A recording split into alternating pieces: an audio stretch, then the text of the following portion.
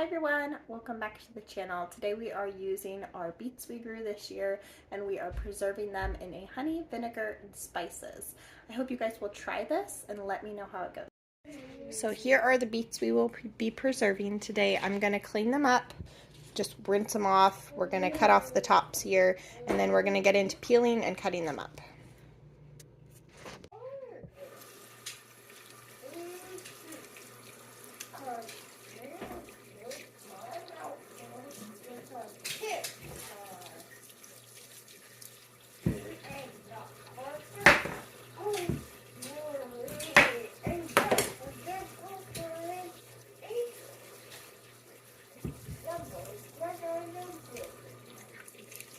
Alright, so here are the beets after we have got them destemmed, degreened. I just kind of rinsed them off.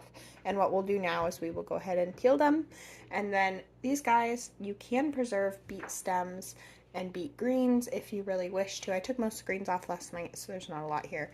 But I'm going to actually just throw them out to my chickens and just a few to my rabbits because you have to do limited to rabbits. So I'll get these weighed out, we'll see how many pounds we have, and we will start preserving these after we peel them. So all my beets are peeled. I'm getting ready to weigh them just to see how many I have for my recipe.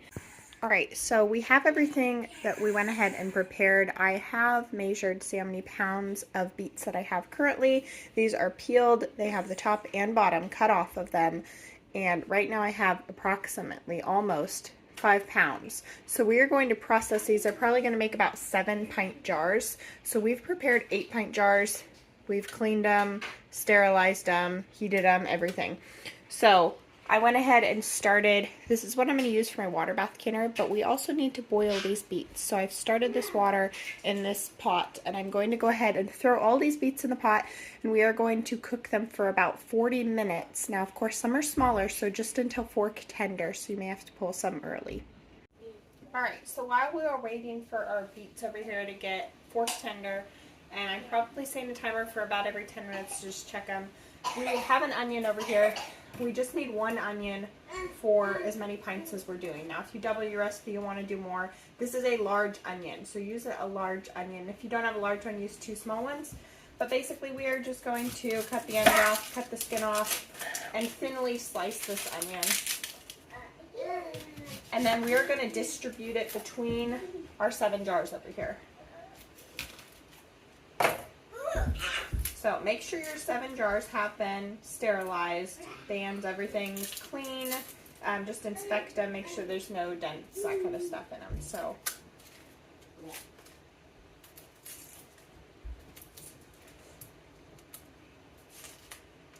we will cut this up, and then I'll go ahead and show you guys what ingredients I have here. So I have apple cider vinegar. You will want apple cider vinegar for this recipe.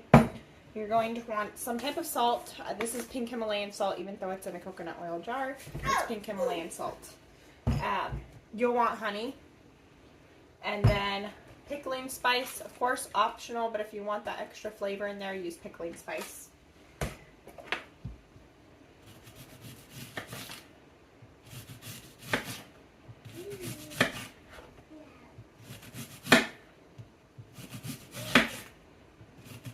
As soon as I have these diced up, like I said, I'll distribute them between the jars, and then we'll check on our beets again and wait for them to get fork tender. Once they get fork tender, we'll take them out, put them in a strainer, let them cool off just a little bit because we are going to have to slice them up to however you want your beets sliced up. You can slice your beets for like their little round slices that they usually come in the store. You can slice them in little bite-sized chunks. Some people prefer the bite-sized chunks.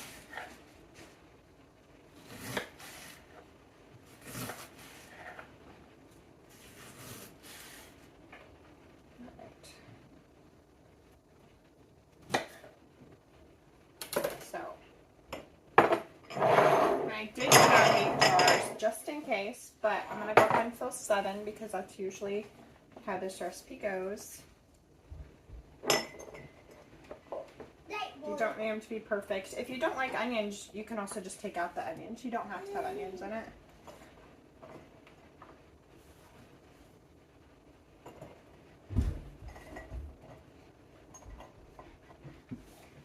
You can do half your jars with onions, half your jars without, and just kind of see if you like them or not even.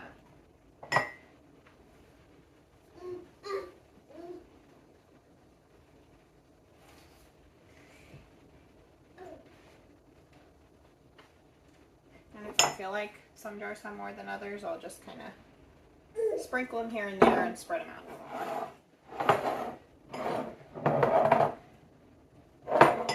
Otherwise, I'm pretty happy with that. They're already going to make me start tearing up. So my jars are ready. They have the onions in them. We'll leave them like this. Wait until those beets are ready. Slice those beets up once they're steamed to fork tender. And while those beets are going, also, we may as well go ahead and make our brine. We're going to start with 4 cups of apple cider vinegar. I shake this up because you want the natural stuff that's with the mother, and it always has that stuff on the bottom. So 4 cups apple cider vinegar.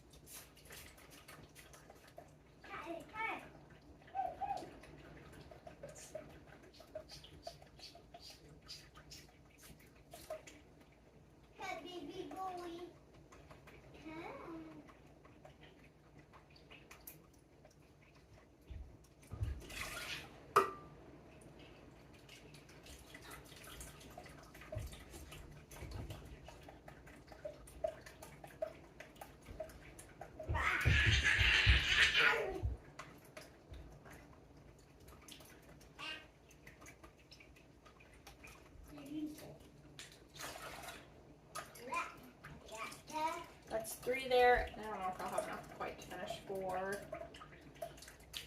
Maybe a little. Just enough.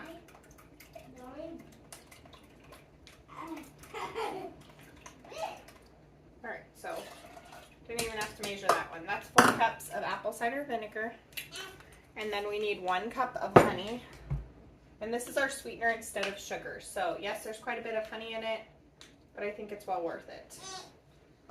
I'm going to see if there's a faster way to do this.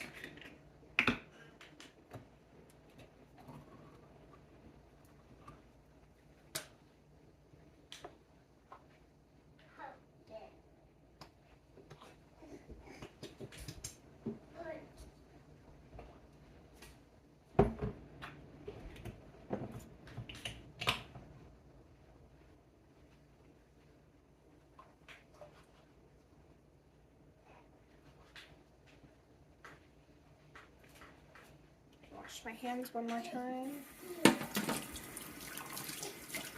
And then all we have left that we're going to add to this brine is 1.5 teaspoons of salt. That's a non-negotiable.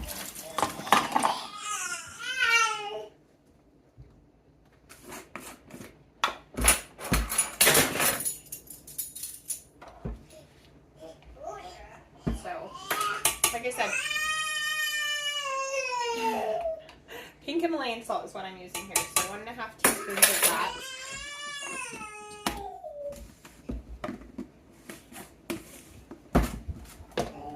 And then we have our pickling spice, and we're going to use 3 tablespoons of pickling spice.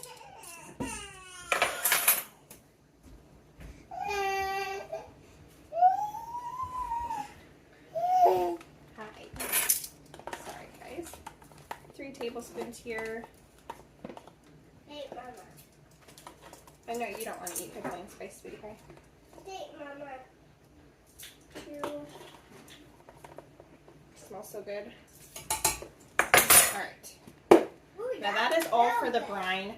We are going to go ahead and get this brine super hot. You want it to be boiling, and then it'll be ready. We'll just kind of leave it here on low or whatever after we have it boiled. And once those beets are done, we'll slice them up. We'll add them to our jars. The brine will go over the top of them, and then we'll water bath can. Alright, so all my beets are ready. Just in case you guys need an idea of how to get your beets out of your pan, this is how I do it. This is a colander. And then I'm just gonna dump them over here on the counter, let them cool for like 1 or 2 minutes. They won't take very long. Just enough so that I can be able to touch them and be able to cut them without burning myself too bad.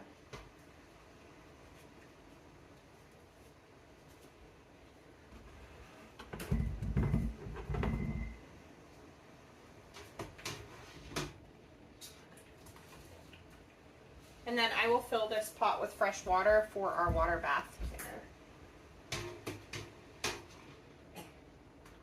That's all of them. Alright.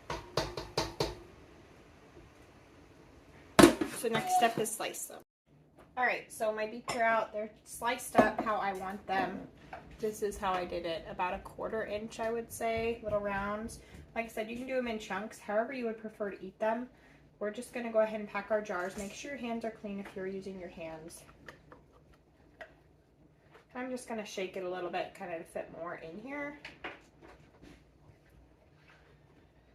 You don't want to overfill too much just in case they swell up a little bit.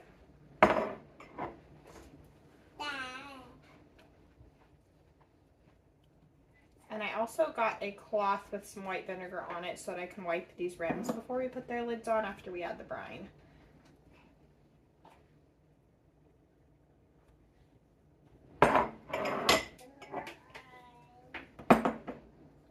Also, I have another tip for you guys. If you guys are new to canning in general, say you don't have a water bath canner for some reason, and you're just using like a stock pot that you have, so you don't have one of those handy dandy little separators, wire baskets for the bottom to prevent your jars from touching the direct source of heat. I actually just use, I think I have one here, I actually just use a dish towel. So like this, I have a dish towel here, and what I'm going to do is I'm actually going to just, if you guys can see this, I'm just going to add it in and let it sink to the bottom and make sure it's covering this whole bottom. So that is how I do it. Instead of buying a water bath canner, I already had a stock pot. Just a cheap little way of doing it. I've been doing it for multiple years now this way. I'd say 5 years, 4 to 5 years now that way, and I've never had issues. I'm actually just throwing some of them in the sink.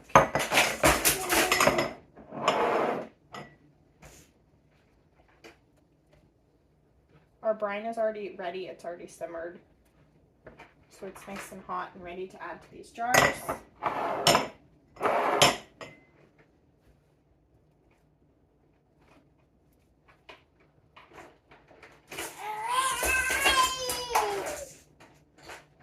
My little guy's in the back, he's getting a little mad at me. And it looks like I may have to prepare an extra jar, which isn't sad because then I get an extra jar of beets. So I actually already had 8 pints. This recipe only makes 7, but it's going to be about 9. And I only measured out my beets as about 5 pounds. So those all look pretty full to me. I'm actually going to have another jar here. Luckily, I already cleaned up and disinfected a bunch of jars today because I was cleaning out my cabinets from last year's stock. So I just have to make sure they're good.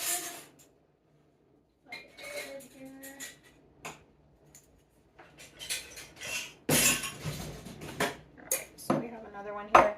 This one's going to be without onions. Why? Because I'm not going to slice up another onion for just one jar. So we'll just pack it with our minis here. Still delicious.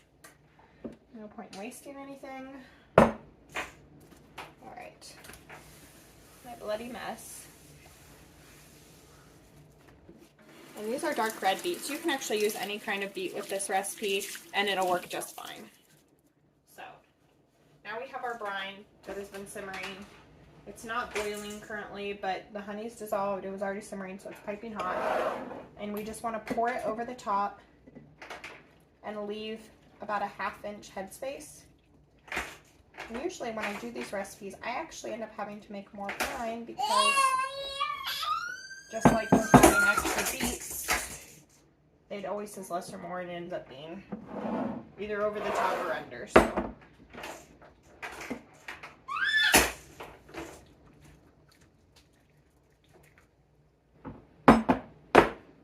about a 1/2 inch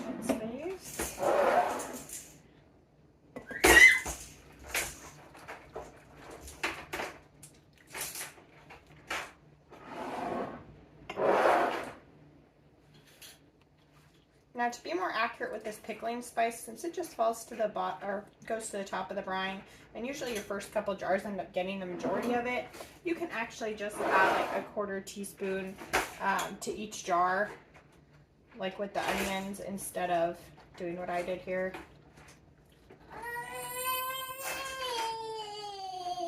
Luckily, I think this will work for me because I'm just gonna add the stuff that fell to the bottom to these jars. It didn't get much.